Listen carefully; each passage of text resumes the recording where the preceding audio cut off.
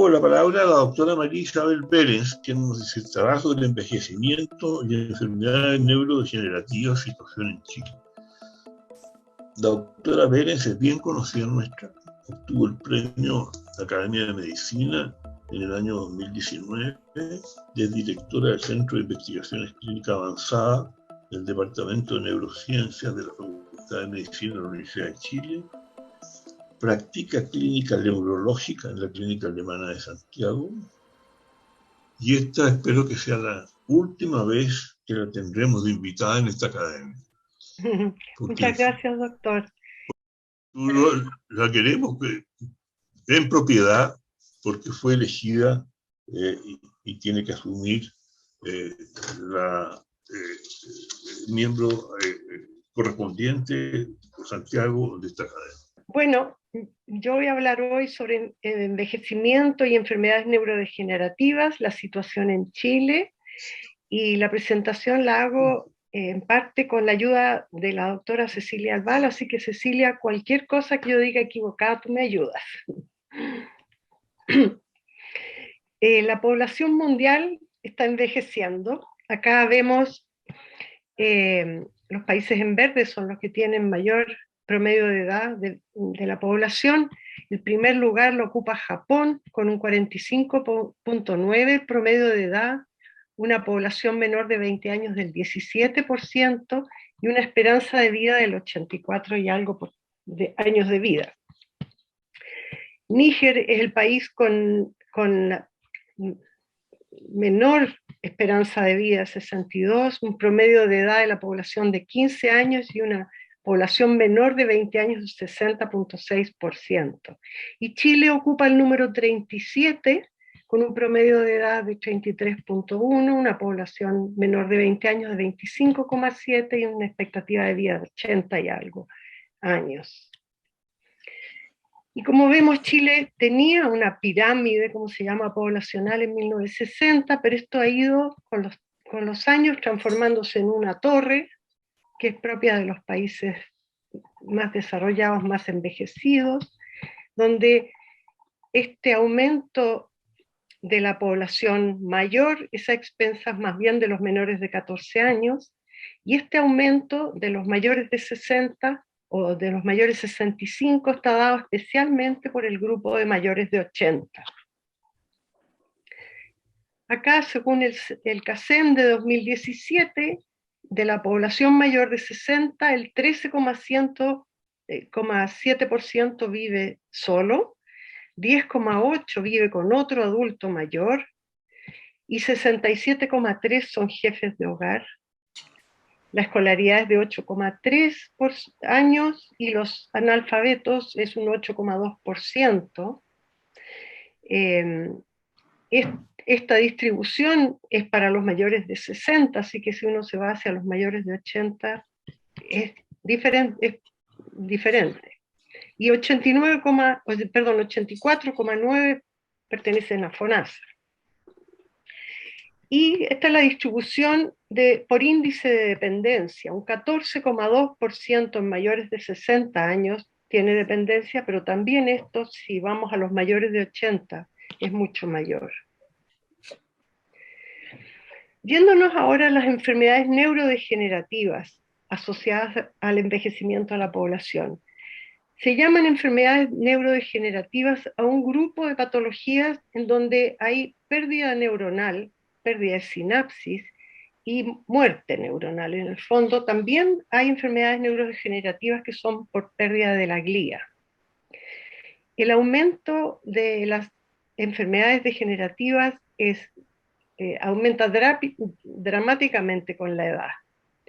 Son enfermedades progresivas, no cuentan actualmente con tratamientos curativos, son causadas por una mezcla de factores genéticos y también ambientales, y dentro de ellas las más frecuentes, o la más frecuente es la enfermedad de Alzheimer, la que ocupa el segundo lugar es la enfermedad de Parkinson, pero incluye a otras demencias como la enfermedad de Levy, ya las vamos a ver, la demencia frontotemporal, pero también la esclerosis lateral amiotrófica, la enfermedad de Huntington, la atrofia multisistémica, las ataxias hereditarias y varias otras menos frecuentes.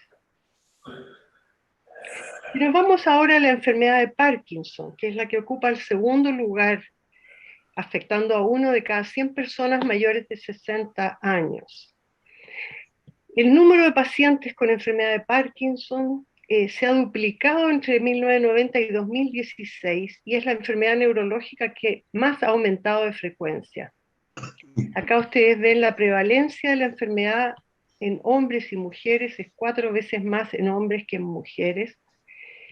Está explicado, ese aumento de los casos de Parkinson se explica en gran parte por envejecimiento de la población. El aumento de la expectativa de vida ha llevado al aumento de la prevalencia, aun cuando la incidencia no cambie. Estos datos son de la doctora Alpala, como ustedes pueden ver, así que me corriges. Al revés de lo que ocurre en la mayor parte de las enfermedades donde un mejor nivel socioeconómico se asocia a mejor salud, en el Parkinson es al revés.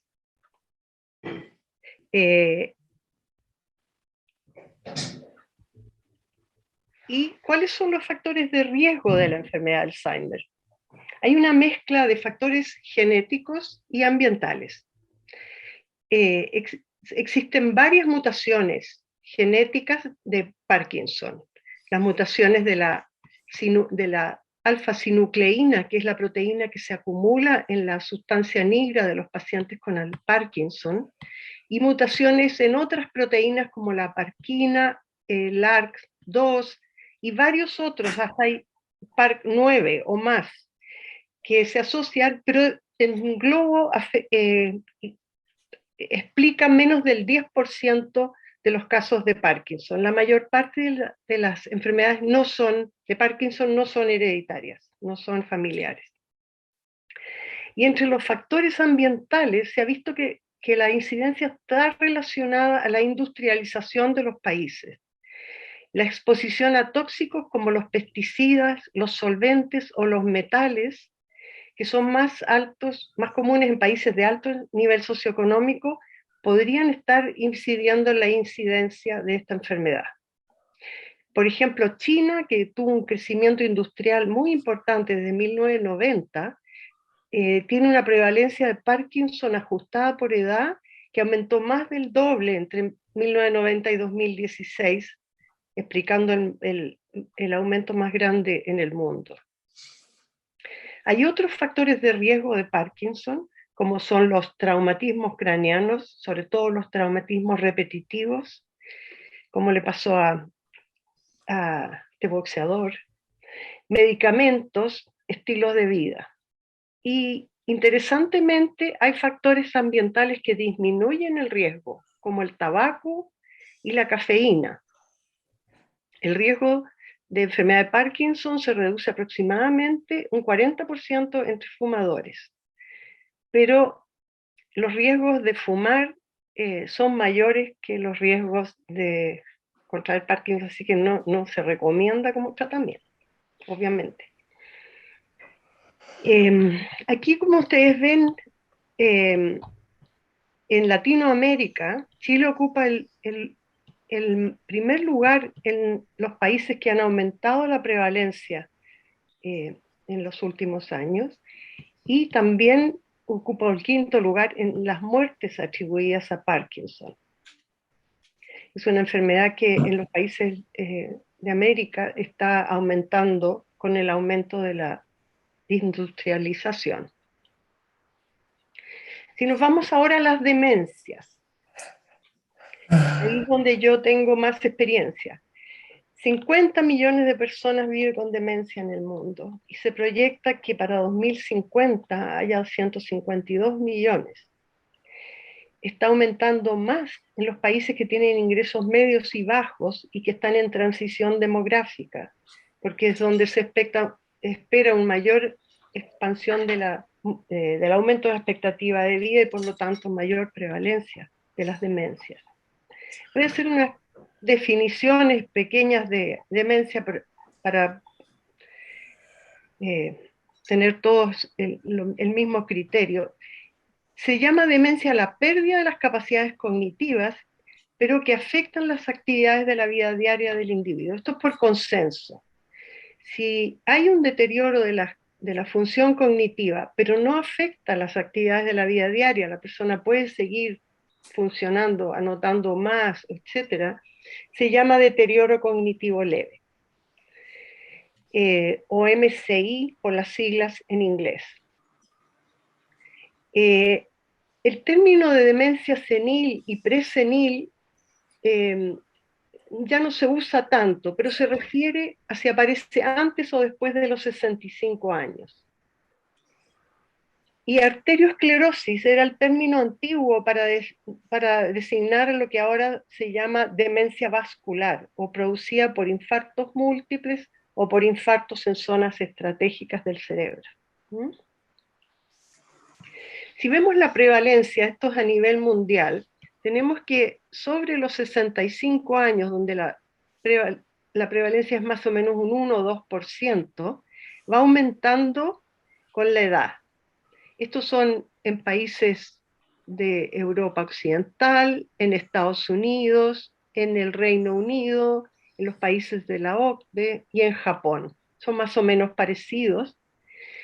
Y como vamos a ver más adelante, son parecidos también a los datos publicados en Chile, especialmente por la doctora Albala. Y como se ve en esta curva, en este gráfico, los países en desarrollo es donde se espera que aumente más la prevalencia de la enfermedad. Pero no todo es tan terrible, por suerte. En los últimos años se ha encontrado que en los países con alto nivel socioeconómico, la incidencia, hay una tendencia a la disminución de la incidencia de demencia en los últimos 30 años. Y le llaman el enigma de la tendencia a la disminución de la incidencia de demencia. Hay reportes en los nacidos después de 1900, no alcanzo a ver, 29.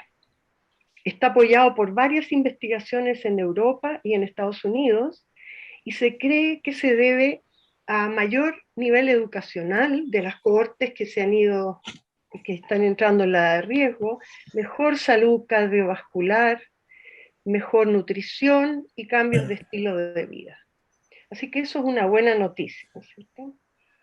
Por ejemplo, este es el caso de Dinamarca, en un estudio en Dinamarca, donde el registro nacional de 2 millones de personas mayores de 65 años con diagnóstico de demencia o con prescripción de tratamiento de antidemencia.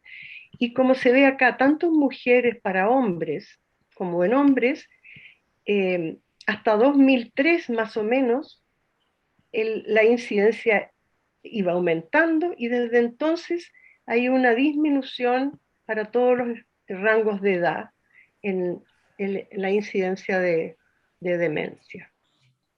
Y acá está la curva de prevalencia, que por supuesto va aumentando porque hay más gente, pero la incidencia tiene una leve tendencia a un 2% de disminución anual desde 2003.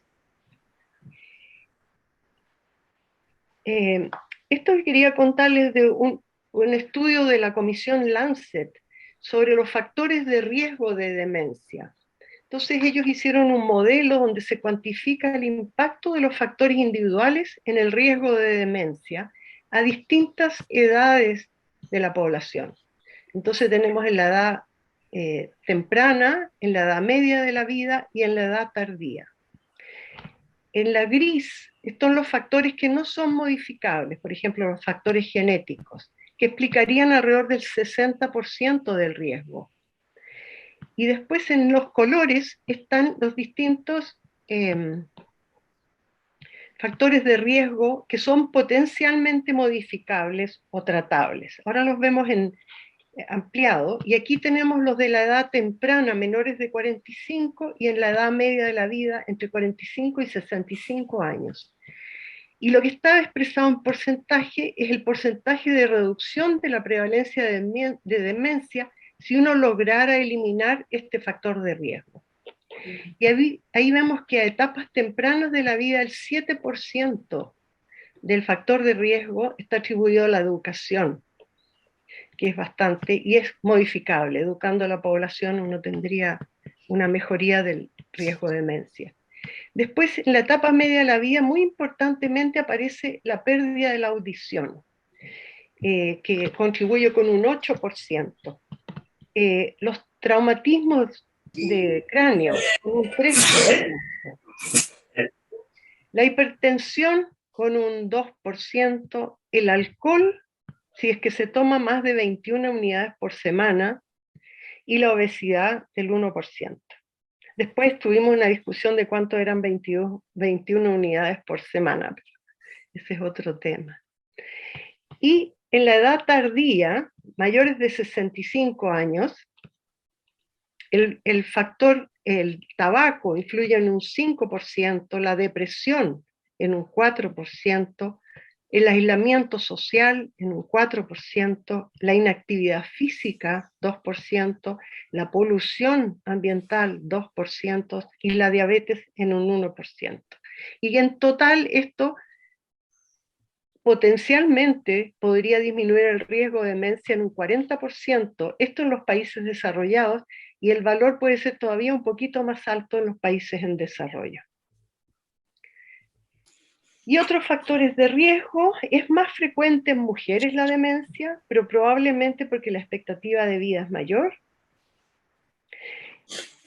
Tener antecedentes de familiares de Down otorga un mayor riesgo.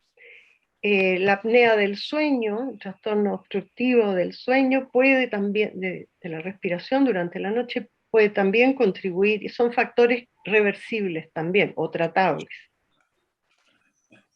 Ahora vamos a ver cuáles son los tipos de demencia. La más frecuente de las demencias, la causa más frecuente es el Alzheimer, donde la memoria es el síntoma principal o inicial, y eso contribuye más o menos un 60%, depende de los estudios, a veces más. Las otras formas de demencia, las que siguen frecuencia, es la demencia de Lewy, con cuerpos de Lewy, o la demencia asociada al Parkinson. Un Parkinson, después de años, 20 años de evolución, puede en un 30-40% asociarse a demencia provocada por el mismo Parkinson. La demencia de Lewy tiene, a diferencia de la de Alzheimer, que empieza en memoria, esta puede empezar con alucinaciones, son visión de personas, visiones bien conformadas, no solo manchas o luces, sino personas, animales,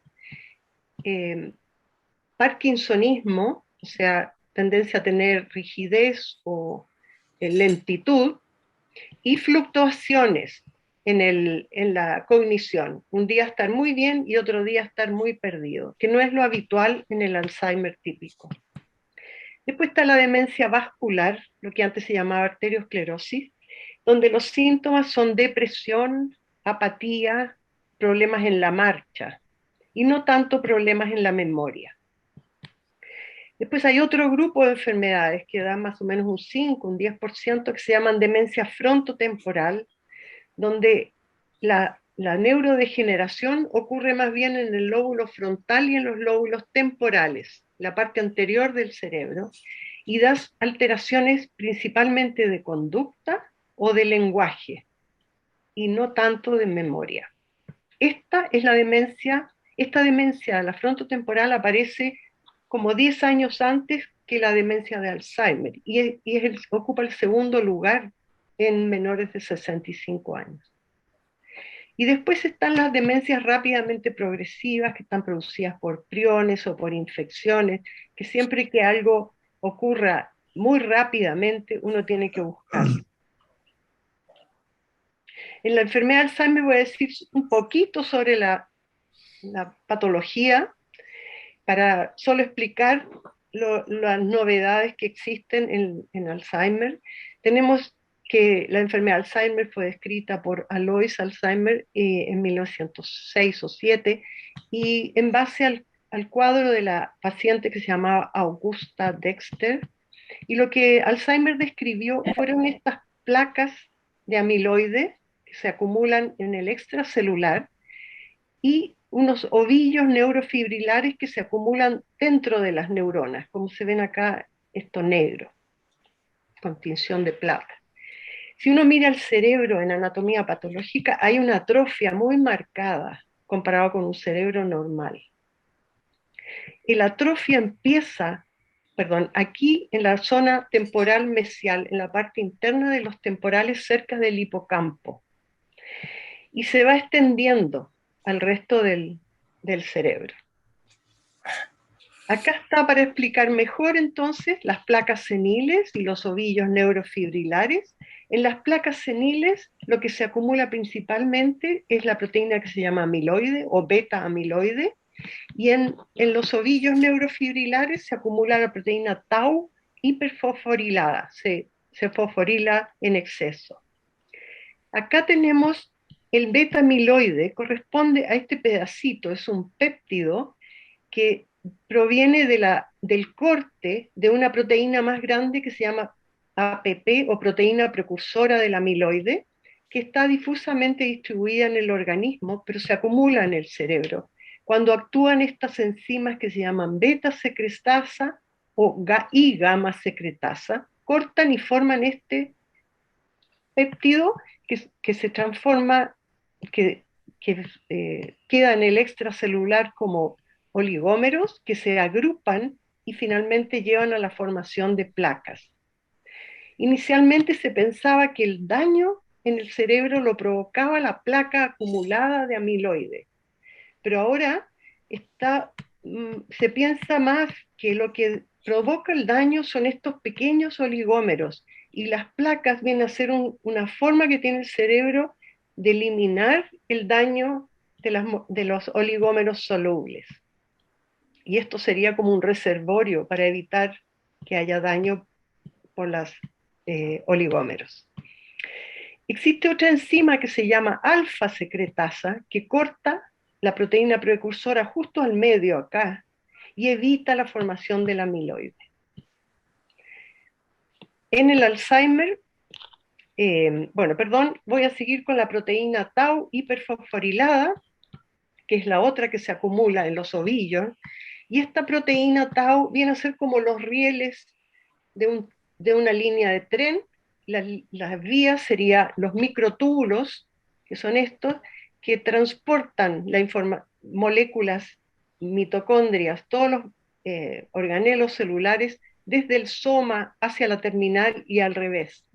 Cuando tau se hiperfosforila, se desprende de los microtúbulos y forma los ovillos neurofibrilares y se interrumpe, por supuesto, el tráfico neuronal, de transporte neuronal. Y se ha planteado entonces la hipótesis del amiloide.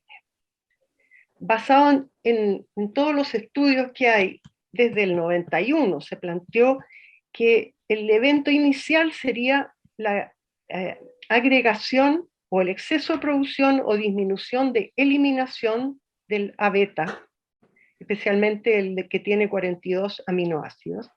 Se acumula en el cerebro, primero como oligómeros, después como placas difusas.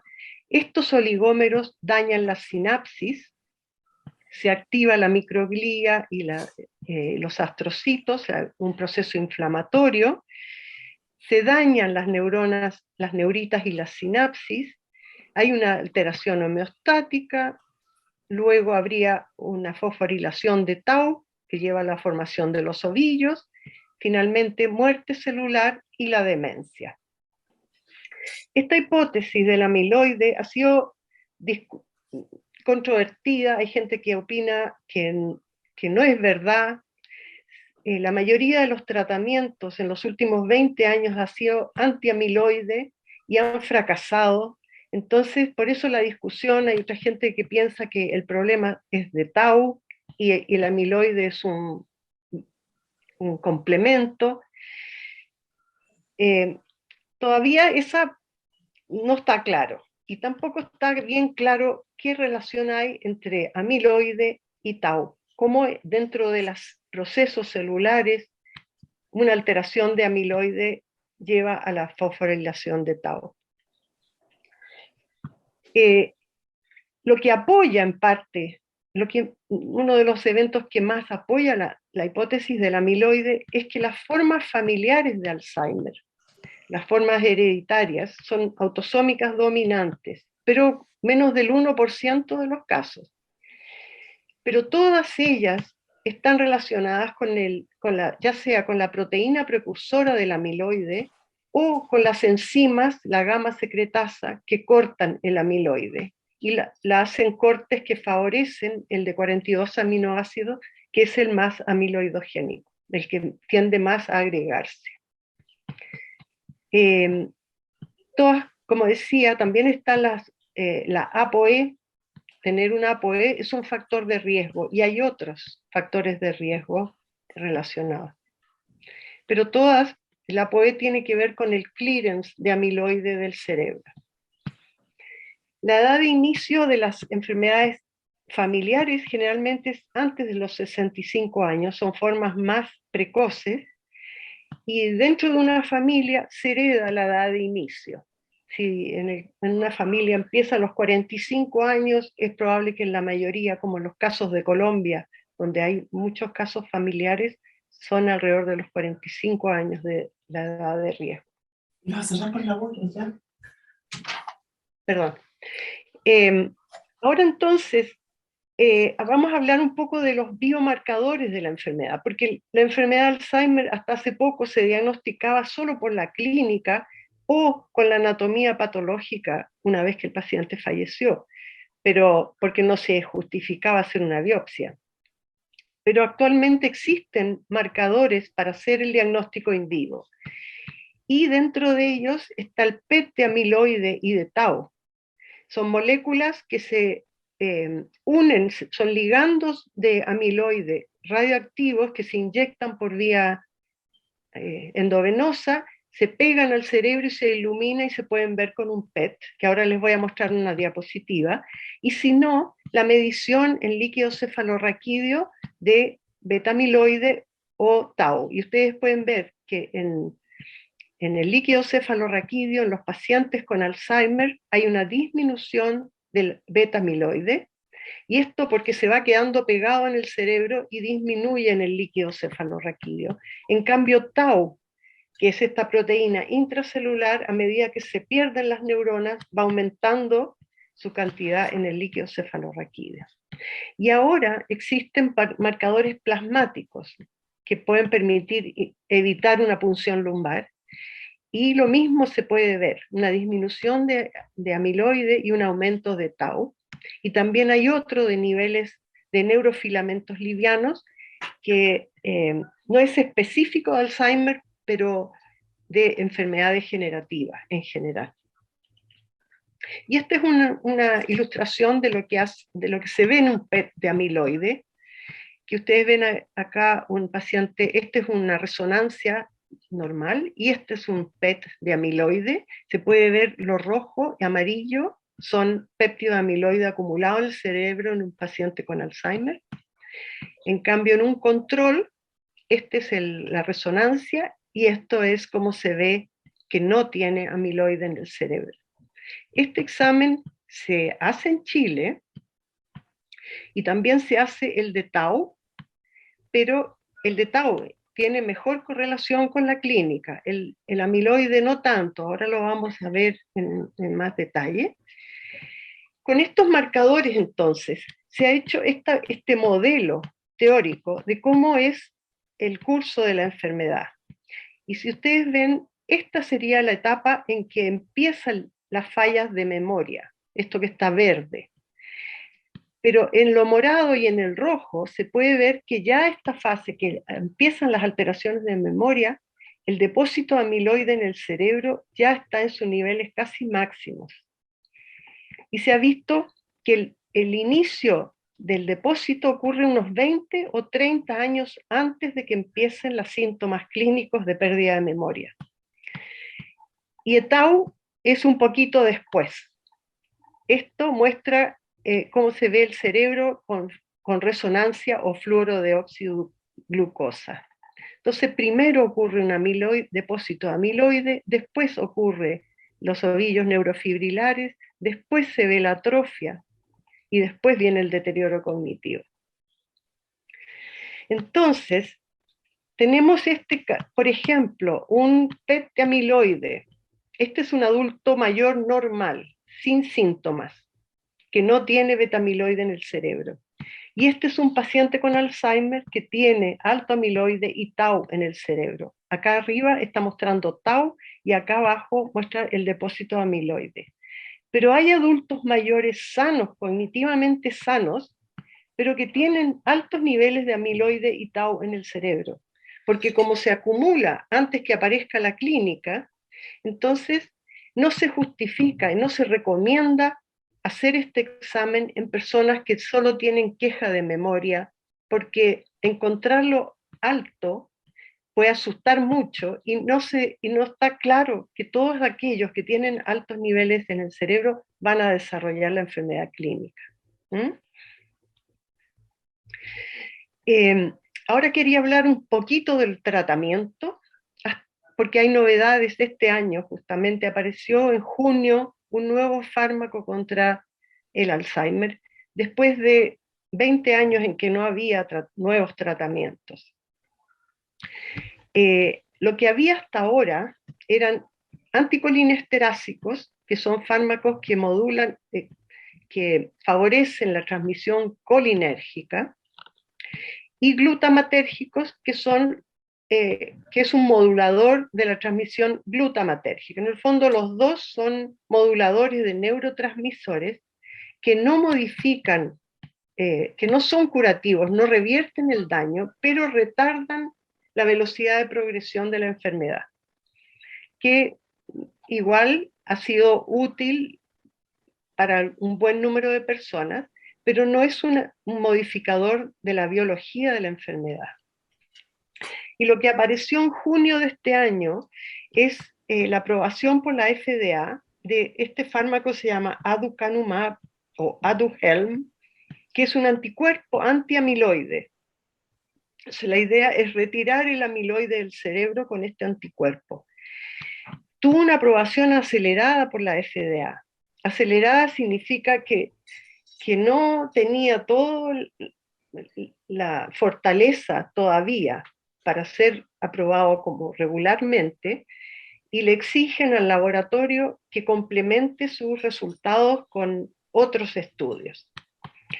Pero fue el primer fármaco en que combate la biología de la enfermedad. Ha sido bien controvertido. Renunciaron muchos consejeros independientes que la FDA había consultado, porque no estaban de acuerdo con que se aprobara. La aprobación está basada en 2 estudios que sí demostraron disminución de amiloide y de tau en el cerebro, pero de esos 2 estudios, solo uno mostró una evidencia de mejoría cognitiva, de mejoría en los test de memoria de los pacientes, y esa mejoría fue bien leve. Eso es lo que hacía dudar a muchas personas. Tiene además efectos secundarios, se llaman ARIAS, por la sigla en inglés, porque producen edema vasogénico y microhemorragias. Sin embargo, a pesar de todos estos peros, en mi opinión, ha abierto el camino para que hay otros fármacos que están ahora prontos a ser aprobados o presentados a la FDA. Y lo mismo que la tacrina fue en el comienzo, antes de los anticolinesterásicos, abrieron una brecha para que otros sí puedan ir acercándose a la clínica y mejorando. Pero esto está basado en la idea de que la hipótesis de amiloide es cierta, de que retirando el amiloide secundariamente se va a retirar el resto de los problemas, lo cual hace que mucha gente todavía no crea en ellos. Otra cosa que apareció hace un tiempo, que es una buena novedad, es en cuanto al tratamiento no farmacológico del Alzheimer. Y este es un estudio finlandés que se llama FINGER, que ellos lograron mostrar un beneficio para prevenir el deterioro cognitivo en la población de riesgo con una intervención multidominio de cambios de estilo de vida. Fue un estudio ciego randomizado de 2 años de duración, en alrededor de 600 personas entre 60 y 77 años que tenían factores de riesgo de demencia. Estaban sanos cognitivamente, pero tenían factores de riesgo de demencia. Y en ellos le hicieron una intervención con una guía de alimentación, de actividad física, de un entrenamiento cognitivo y monitoreo y manejo de los factores de riesgo cardiovascular. En cambio, al grupo control le dieron solo recomendaciones generales de salud. Y lograron demostrar que mejoraba la función cognitiva en memoria, en función ejecutiva y en otros, comparado con el grupo control. En Chile, la doctora Delgado en el J está encargada ahora se hizo un finger mundial, porque esto fue hecho en Finlandia, y ahora hay varios países del mundo que tienen sucursales para comprobar esta teoría, y se está empezando, hace poco que empezó este estudio Finger Chile. Entonces las recomendaciones, estas de la doctora Albala, para evitar, como decíamos, aumentar la actividad física, prevenir la obesidad y el sedentarismo, promover dietas equilibradas y saludables, dejar de consumir tabaco y el uso excesivo de alcohol, participación social, promover actividades de aprendizaje y de estimulación cognitiva, y prevenir la diabetes, la hipertensión, la depresión, etc. Son recomendaciones de la Organización Mundial de la Salud. ¿Y cuál es la situación de demencia en Chile? Estos son datos de la doctora Albala. Si ustedes ven por la encuesta EDEAM de 2009 a 2010, las curvas que yo les mostraba en el mundo son bastante parecidas a las que tenemos en nuestro país, donde el riesgo, la prevalencia total es en azul, la mujer es levemente superior a la de hombres, y como dando un 30-35% en mayores de 85, entre 25 y 35. Ahora si lo vemos es mayor en el grupo rural que en el urbano. ¿Cómo influye la educación? A mayor educación, menor el riesgo de demencia, está claro. Uno no sabe hasta qué punto los test son muy dependientes de educación. Entonces, al aplicar un test a una persona rural, falla porque no tiene los conceptos que se entregan durante la educación. Sin embargo, la educación sí influye, porque se hizo un estudio en unas monjas en Estados Unidos, en que les hacían un test cuando ellas ingresaban al convento, tenían que hacer un escrito sobre su vida como un requisito. Y mirando esos datos de las personas que escribieron esto cuando tenían 20 o 15, 20 años, cuando ingresaron al convento, aquellas con menor educación sí tuvieron mayor riesgo, o con menor vocabulario, menor riqueza en la escritura, tenían mayores riesgos de demencia. Ahora si miramos la expectativa de vida, esto encuestas nacionales de 2003, 2009 y 2010, vemos cómo, esta es la de 2016, vemos cómo a distintas edades, en hombres y en mujeres, tenemos mayor riesgo de demencia en mujeres también que en hombres. Acá está 85 años, hombres 18,2, mujeres 28,4. Este estudio es de la doctora Albala, publicado, no lo alcanzo a ver porque me tapa algo acá. Y la expectativa de vida libre de deterioro cognitivo, cómo ha ido aumentando en las distintas encuestas de 2003, 2009 y 2016, y cómo es libre de deterioro cognitivo, se refiere a esto, y cómo es un poquito mejor la expectativa de vida en mujeres que en hombres, como es sabido. finalmente cómo la carga de los trastornos mentales afecta en las regiones de las Américas. Chile tiene un 36% del total de discapacidades dada por factores mentales y ocupa el segundo lugar en Latinoamérica. Y no hay que olvidarse, finalmente, otro trabajo de la doctora Albala, del cuidador, el cansancio del cuidador, cómo afecta la salud, la ansiedad, la depresión, por el exceso de trabajo de cuidar un paciente con deterioro cognitivo. El 61,8% reporta problemas entre los cuidadores. Acá quería agradecer, espero no haberme demorado mucho, a mis estudiantes, o colaboradores, a la doctora Cecilia Albala como colaboradora especialmente en esta presentación, a los doctores Flavio Salazar, Mercedes López, Alejandra Gleisler y Fabián Tempio en el Departamento de Inmunología de la Chile. Muchas gracias. Espero sus preguntas, espero que les haya gustado.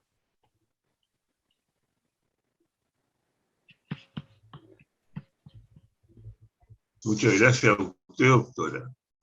Se ofrece la palabra.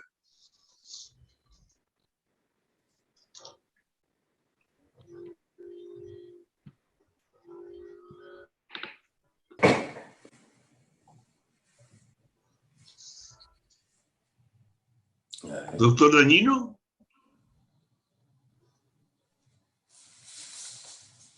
Muchas gracias. No está todavía pidiendo la palabra, pero ya que he sido favorecido por el azar, tengo dos preguntas, doctora Benz. Muy interesante su exposición con datos que algunos son intrigantes. Yo tengo dos preguntas, una en relación a los datos, y es que en la prevalencia de Parkinson, en que Chile aparece bien grande en América Latina, muy por encima de Argentina, que aparece el último en ese gráfico. ¿Hay alguna explicación que se haya esgrimido para ello? Y la segunda es el uso de ultrasonido focalizado para el manejo de Parkinson. ¿Cuál sería ahí el mecanismo? A ver, voy a partir por la segunda pregunta. El uso de ultrasonido, ¿usted se refiere a la ecografía transcraniana? Sí. Sí, es más bien para el diagnóstico, no tanto para el tratamiento. Lo que hace es una eco que en un espacio entre huesos logra visualizar el mesencéfalo y por la ecogenicidad se puede decir cuándo hay depósito anormal en la sustancia negra. Entonces se puede ver la sustancia negra en el mesencéfalo y en los núcleos basales. Se puede incluso distinguir entre Parkinson solo o Parkinson asociado a otras causas como parkinsonismo, que se llama. Pero no lo he oído como tratamiento, lo he oído más bien como diagnóstico.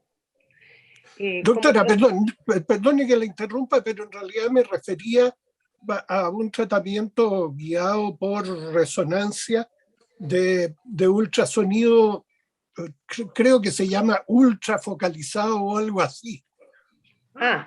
Y que se usa para el Parkinson y para el temblor esencial. Yo tengo un temblor esencial y por eso me enteré de eso. Por eso está de acuerdo. Para el Parkinson, usted tampoco se refiere a la implantación a la intervención de marcapasos en el cerebro, porque eso sí lleva varios años y tiene buen rendimiento. Se aplican unos implantes que permiten bloquear ciertas vías que favorecen el temblor. Y sí son beneficiosas. Sí, y eso ya tiene unos 10 o 15 años de prueba y no.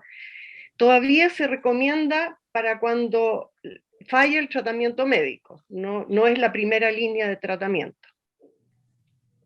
Y respecto al Parkinson y su prevalencia en América Latina, ¿por qué Argentina? Uruguay también tiene poco. No lo tengo claro. No sé si la doctora Albala tiene una explicación. Mira, no hay explicaciones porque claramente somos similares en términos de composición por sexo, que le da más a los hombres que a las mujeres. Y estos tres países del Cono Sur tienen una situación de nivel socioeconómico relativamente parecido, que también podría ser la otra, y también tenemos similar industrialización, diría yo, como para pensar en contaminación. A mí personalmente lo que se me ocurre, porque la otra cosa, perdón, es que la enfermedad de Parkinson no es una enfermedad subdiagnosticada, porque sus síntomas son tan evidentes que todas las personas consultan, incluso de nivel socioeconómico bajo. Sin embargo, la única explicación que a mí, en lo personal, pero no la he visto en ninguna parte, se me ocurre, es que nosotros tenemos encuestas nacionales y poblacionales en muestras representativas que preguntan específicamente por enfermedad de Parkinson, te diría yo, en los últimos 10 o 15 años. La enfermedad de Parkinson no siempre está preguntada en encuestas poblacionales.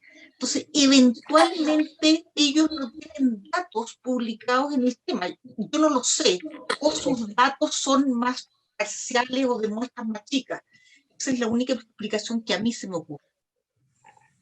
Sí. Muchas gracias, doctora. Mi esperanza era que fuesen los asados.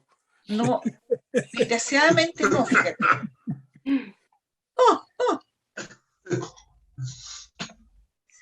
Doctor Wolf. Sí, doctora, muy interesante su presentación y le quería hacer consultas sobre su opinión de una situación que acabo de leer.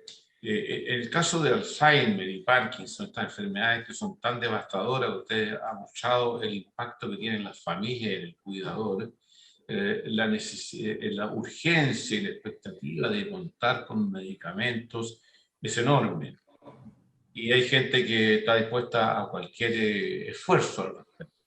Usted ha mencionado el aducanumab y me llamó la atención porque en el New England Journal of Medicine del 25 de noviembre, hace menos de una semana, hay un artículo que hay una crítica porque este producto la compañía lo estaba vendiendo a $56.000 el tratamiento, con una política que claramente no les importa que los seguros privados no puedan comprarlo, porque es una patología en Estados Unidos que está como el GES. Entonces el seguro estatal, el Medicare, está obligado a comprarlo. Entonces, tiene un precio que va a ser prohibitivo para mucha gente, pero que un grueso de personas va a recibirlo con un costo de billones y billones de dólares para la salud de Estados Unidos. ¿Qué opinión tiene usted de este sobreprecio o esta política para un medicamento que pudiera ser tan necesario si es que realmente funciona? Bueno, obviamente los costos de medicamentos para nosotros son fuera de órbita. No hay ninguna posibilidad que en Chile se pudiera financiar, incluso privadamente, algunos pacientes a lo mejor, pero la mayoría imposible.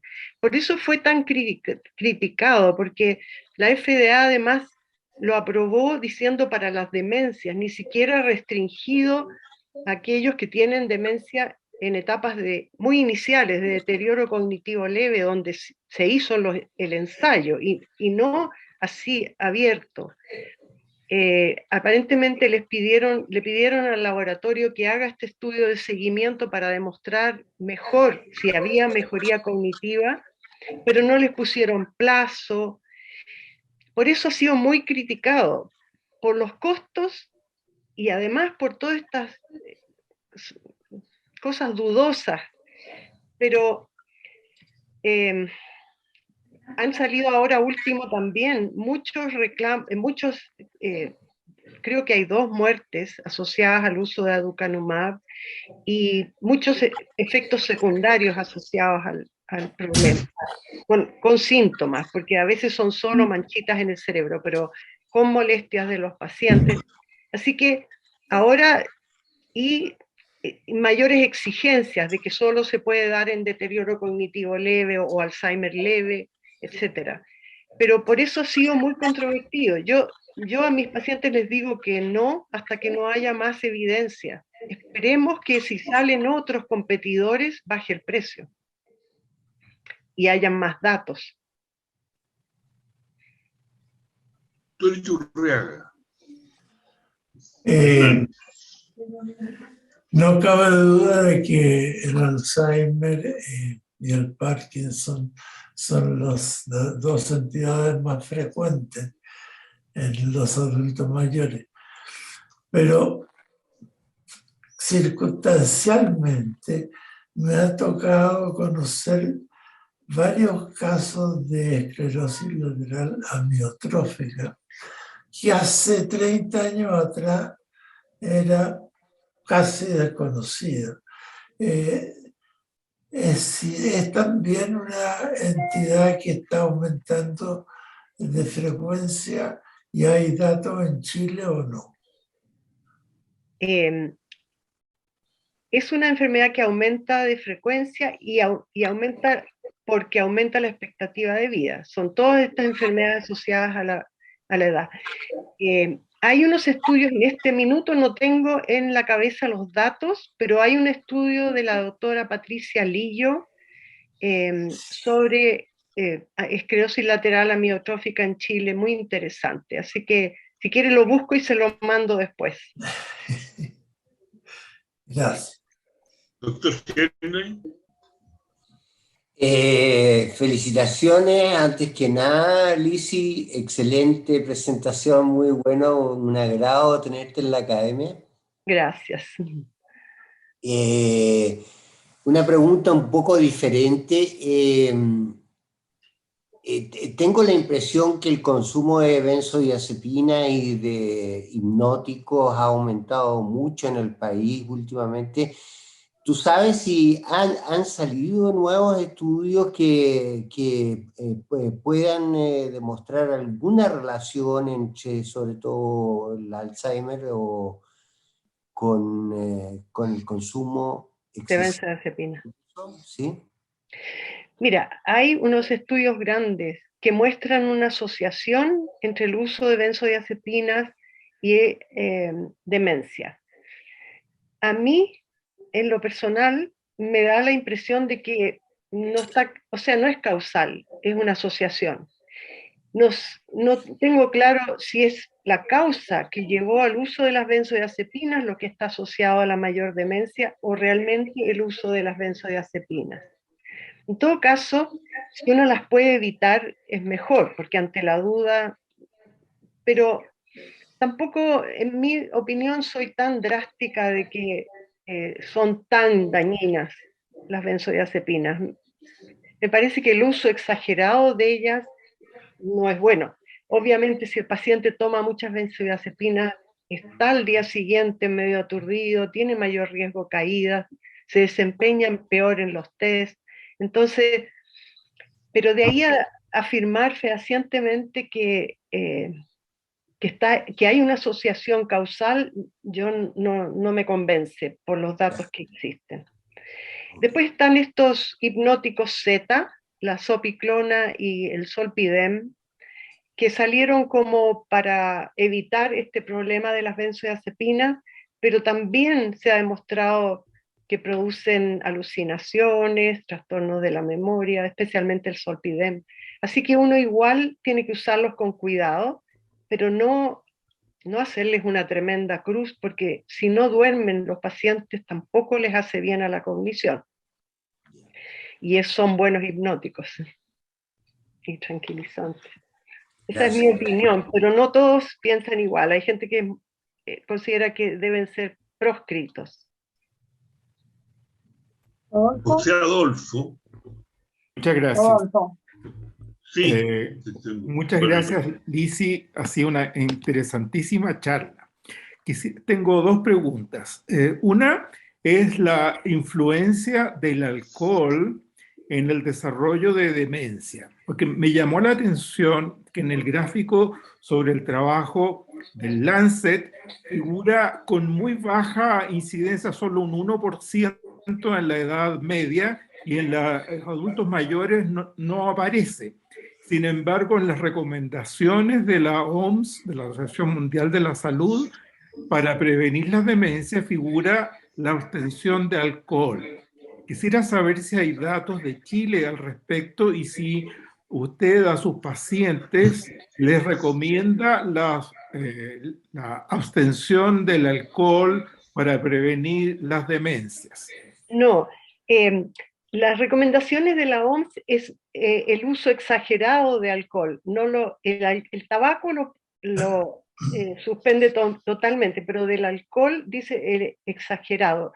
Y yo a mis pacientes les digo que sí pueden tomar, porque en dosis, tiene una curva como una U, en dosis muy bajas tampoco ayuda, en dosis moderadas tiene un efecto benéfico. Ahora, ¿qué le llama a uno moderada? Esos 21 gramos de alcohol a la semana corresponden aproximadamente a diario una copa de vino por comida, o sea, 2 copas de vino al día, un shot de whisky que vendría a ser como un dedo, una cerveza de 375 ml, más o menos por día. O sea, no es cero alcohol. Hay un beneficio en el alcohol, en la ingesta de alcohol, pero a dosis moderadas. Gracias, Lisi. La segunda pregunta tiene que ver con la memantina, que figura como un tratamiento para la deterioro, para la demencia moderada avanzada. Y en la práctica clínica veo yo, seguramente ustedes también, que cualquier adulto mayor que consulte por deterioro cognitivo leve se va con indicación de memantina. ¿Hay un abuso en esa indicación o no?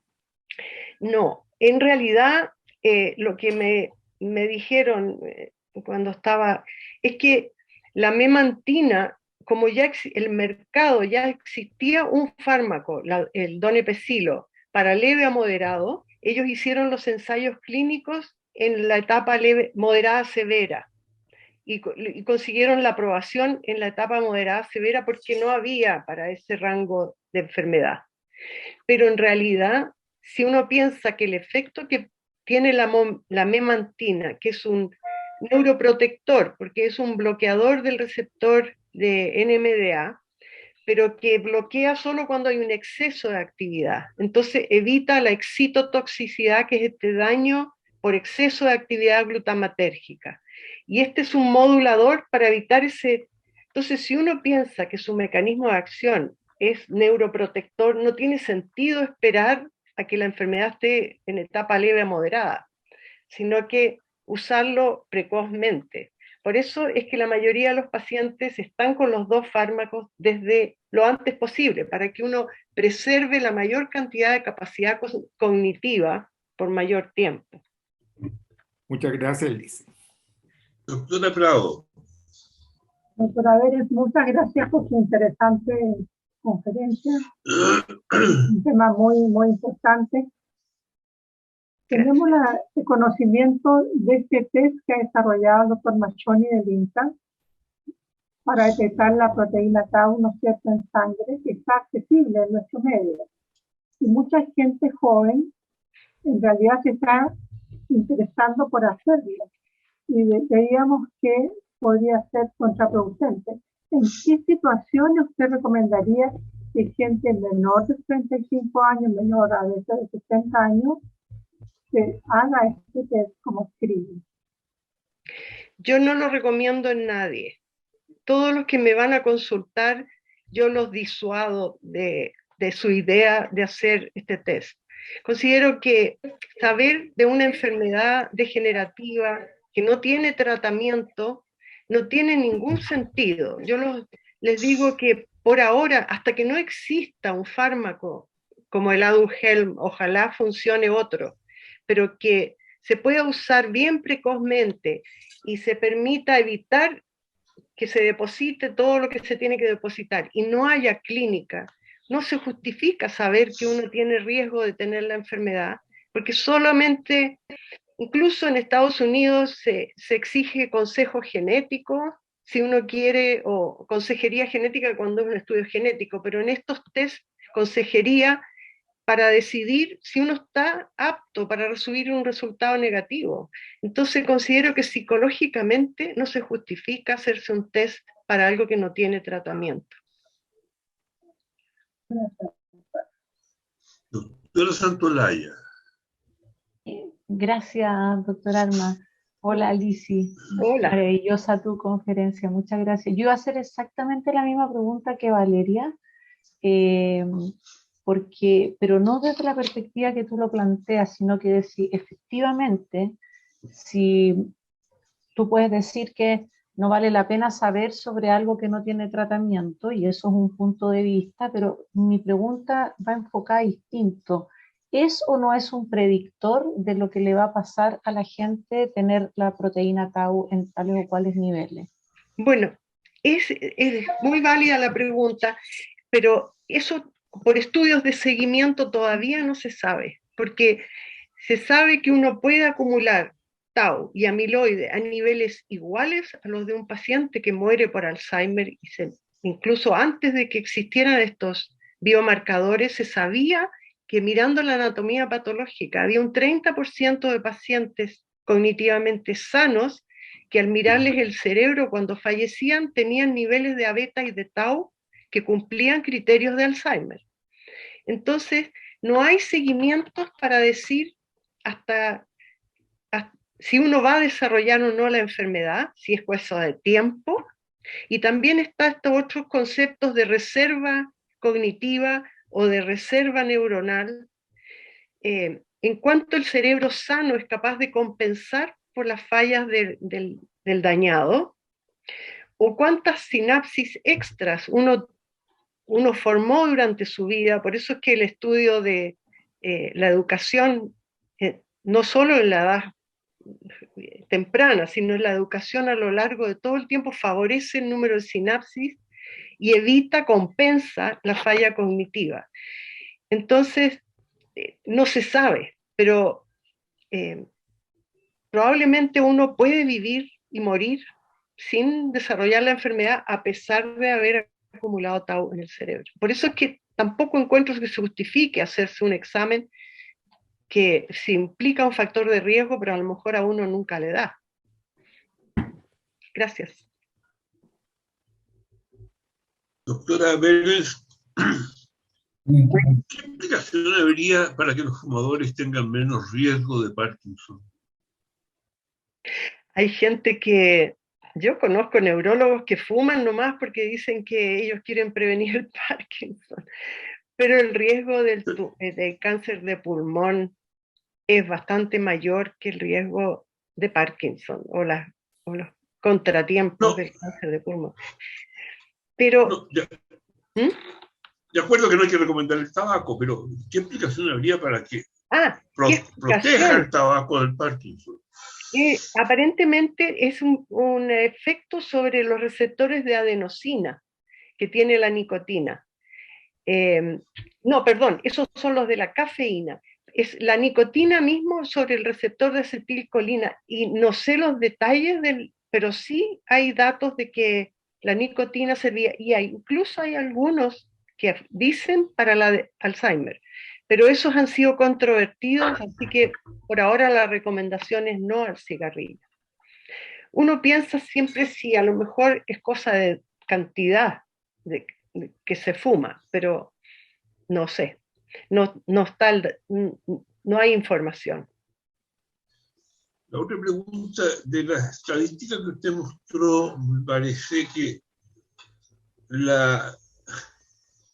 la hipoacusia es un factor de demencia, pero en los jóvenes. Y después no aparecen los viejos. No aparece. Y la hipoacusia es un gran problema de los viejos. Sí, sí.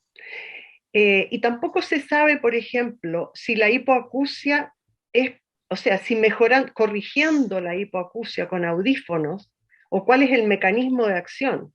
Porque podría ser que al tener hipoacusia, la persona se aísla, participa menos, y eso lo va llevando a mayor deterioro.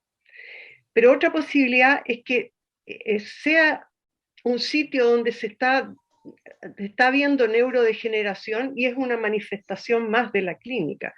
Y ahora hay ensayos clínicos y algunos han logrado mostrar que usar audífonos tiene un efecto protector. Así que probablemente va a ser efectivo el uso pero se recomienda sobre todo como factor de riesgo de tratarlo durante la edad media de la vida para prevenir el deterioro cognitivo.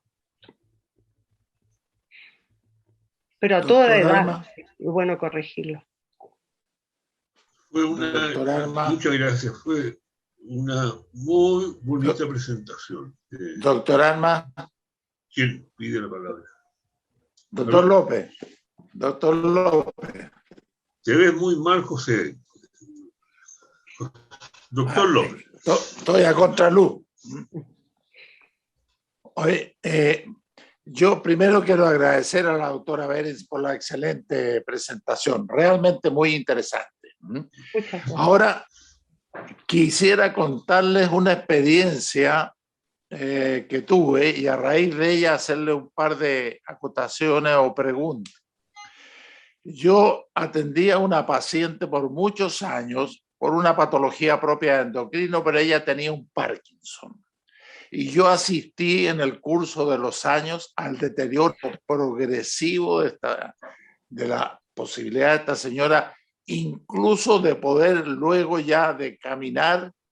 Me venía a ver en silla de ruedas y asistida siempre por su esposo porque era incapaz de valerse. Como los controles míos eran anuales, un día aparece en la oficina y veo una señora a la cual conocía perfectamente que camina sola, sin bastón, me extiende la mano y me dice: ¿cómo está, doctor? Mi primera impresión es que yo no hubiera sabido que tenía una hermana gemela. Pero resulta que veo al marido al lado y era el marido. Y me dice: doctor, no se asuste. Yo hace 10 días que llegamos a Chile, vengo a Barcelona y me operaron. Y quedé perplejo yo. Me dijo: fue una operación complicadísima, duran entre 8 o 10 horas. Bueno, ya esto, después yo supe que se refería a la postura de estos marcapasos o moduladores. Busqué en la literatura y en Barcelona tenían alrededor de 700, 800 casos ya hechos. Entonces la pregunta para la doctora es, ¿qué nos puede decir al respecto? Ella algo se refirió. Segundo, ¿a qué nivel y en qué núcleo del cerebro se ponen estos moduladores? ¿Cómo se controlan? Es decir, tener más información al respecto. Muchas gracias. En inglés se llaman DBS, Deep Brain Stimulation. Son una especie de estimuladores o de marcapasos, un estimulador que se coloca en el núcleo subtalámico la mayoría de las veces para romper o estimular un circuito que inhibe otro. Y como decía antes, eso ya tiene un buen tiempo y está comprobado que es útil. Se usa cuando ya la falla del fármaco, del tratamiento médico no funciona, se recomienda y tiene resultados espectaculares a veces. A veces tiene efectos en la cognición, sobre todo cuando se hace a los dos lados, pero existe. Acá en Chile tengo entendido que se coloca, pero no hay una experiencia vasta como en otros países. En Estados Unidos hay mucha experiencia, por lo que usted dice, en Barcelona también. y es una opción, de todas maneras. A veces incluso, como me preguntaban antes, para el temblor esencial, pero en otro núcleo. Doctor Alma. Muy bien. El doctor Oyarzún parece que quiere una pregunta. Sí, el doctor Oyarzún. Sí, hacía rato que quería preguntar, disculpe que ya sea tan tarde, pero la idea que me vino a la mente fue el asunto del cobre con el Parkinson. Hay trabajos que han demostrado que el cobre puede tener algún efecto, entonces quería preguntarle si la doctora Behrens tiene alguna información sobre Codelco, por ejemplo, ya que Chile es un país minero y tiene gran cantidad de cobre, si hay estudios epidemiológicos sobre Parkinson y minería del cobre. Buena pregunta. No tengo una respuesta clara. Sé que el doctor... Segura, Juan Segura. Juan Segura, en Antofagasta, hizo una investigación porque estaba buscando esa asociación con, de Parkinson en ex empleados de Codelco. Pero no tengo los detalles del trabajo para decirle si es realmente el cobre o otro tóxico asociado. Pero volviendo a por qué nosotros tenemos mucho más Parkinson que Argentina y Uruguay, esa podría ser una explicación, que hubiera un vínculo con la toxicidad del procesamiento de la minería del cobre. Muy buena. Claro, y habría que tomar las medidas correspondientes. Sí. ¿Hay alguna distribución mayor de Parkinson en la zona cuprífera? Que tuviera que ver, es que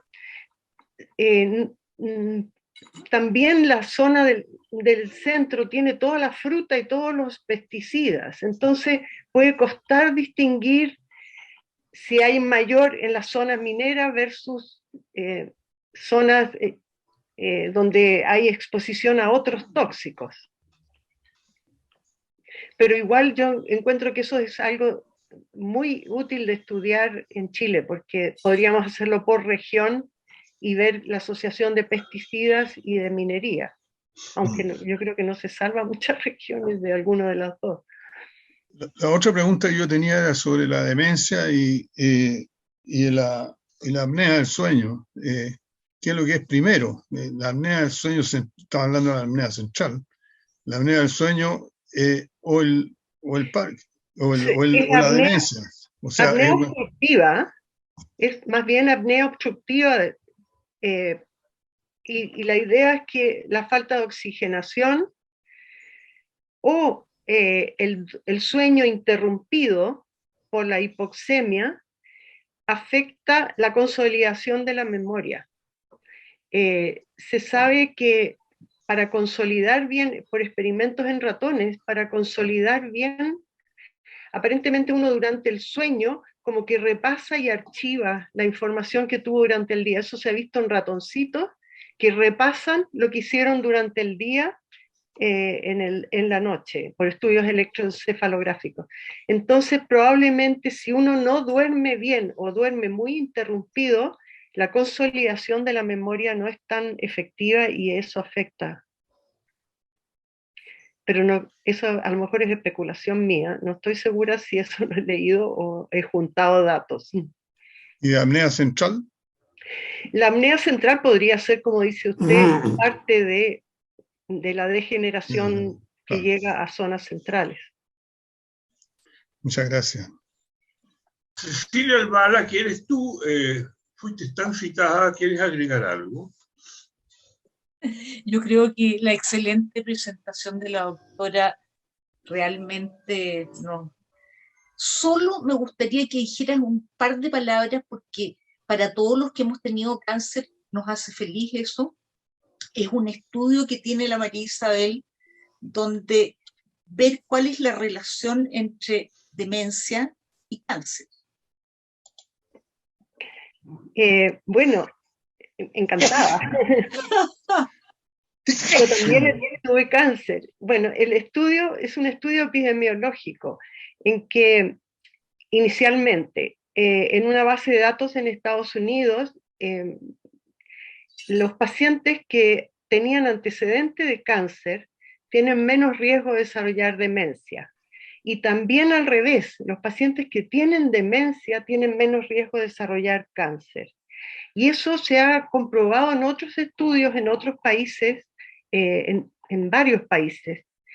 Y nosotros acá hemos estado estudiando la relación, el mecanismo biológico que podría explicar esa relación inversa, estudiando muerte celular, susceptibilidad a la muerte celular de linfocitos, etc. Y ahora estamos tratando de publicar un trabajo en que, mirando los pacientes que tuvieron cáncer y a su vez desarrollan deterioro cognitivo, encontramos que tienen una velocidad de progresión más lenta cuando tienen el antecedente de cáncer que si no tienen el antecedente de cáncer. Entonces, de haber tenido un cáncer deja como una huella protectora del deterioro cognitivo. ¿Cualquier cáncer? Cualquier cáncer. Se ha visto en distintos tipos de cáncer, en un estudio con 3 millones de pacientes de veteranos de guerra en Estados Unidos, cualquier cáncer. Así que es algo relacionado no con el órgano mismo, sino con el mecanismo del cáncer. No hay mal que por bien no venga. No hay mal que por bien no venga. Doctora Beres, muchísimas gracias. Produjo un tremendo interés. Debe ser por el tema. Algún grado de preocupación por este tema de esta comunidad. Fue una excelente presentación. Muchas va a ser gracias. un agrado escucharla con más frecuencia. Muchas como gracias. le digo, es la última vez que la vamos a invitar. Ya. Muchas gracias. Un gusto de verlos a todos. Gracias. Y se cierra esta reunión. Adiós. Hasta luego, gusto verlos. Igualmente. Chao, chao.